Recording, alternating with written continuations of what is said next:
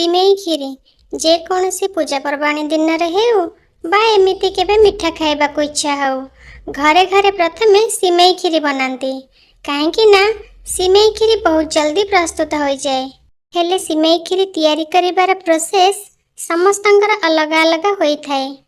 आज सिमेई खीरी बनेबा बिना खुआ बिना मिल्क मेड एवं बिना मिल्क पाउडर रे एकदम बहलिया क्रीमी क्रीमी सिमेई खीरी। नमस्कार, मु रश्मि स्वागत करुछि आउ गोटे नुआ रेसिपी को। तो चलंतु एबे सिमेई खीरी बनेबा स्टार्ट करिबा। सिमेई खीरी बनेबा पई प्रथमे गैस ऑन करी कड़ाई गरम करि देबा।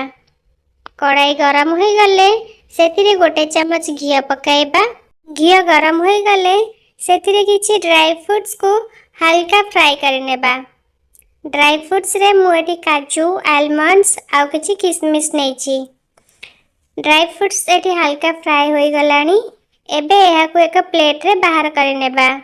सेई घिया रे एबे एठी सिमेई फ्राई करिबा। मुएठी ऑलरेडी रोस्टेड वर्मिसेल नेछि। केवल घियार फ्लेवर पाई मुएठी हल्का फ्राई करूछि। आपण चाहिले एठी डायरेक्ट बनाई परिबे। एबे सिमेई रे गोटे ग्लास पानी देई एहा को फुटिबा पर्यंत अपेक्षा करिबा। एबे एहा फुटी आसिलानी। एथिरे स्वाद अनुसार लूण देई एहा को भल भाबरे मिक्स करि नेबा। सिमेई भल भाबरे मिक्स होई गले एबे एथिरे गोटे लीटर क्षीर देई एहा को भल भाबरे मिक्स करिबा।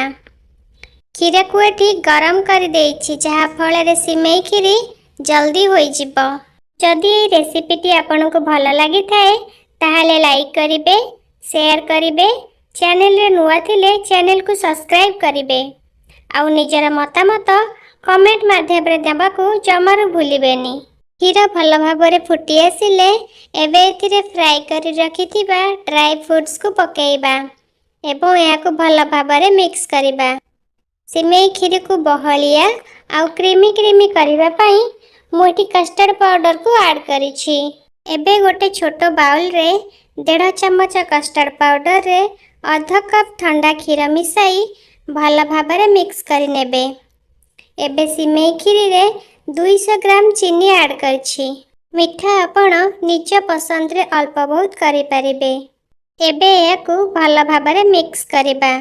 चीनी पकाइबा मात्रे सिमेई खीरी पानी छाड़िबा आरंभ करि देबो। तो एई समय रे कस्टर्ड पाउडर रा मिश्रण को धीरे धीरे पकाई भल भाबरे मिक्स करिबा।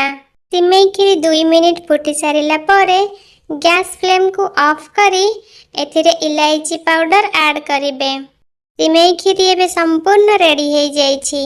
एहा को ठंडा खांतु बा गरम खांतु केमिति लागिला कमेंट माध्यम रे निश्चय जणाइबे। रहिली, नमस्कार, जय जगन्नाथ।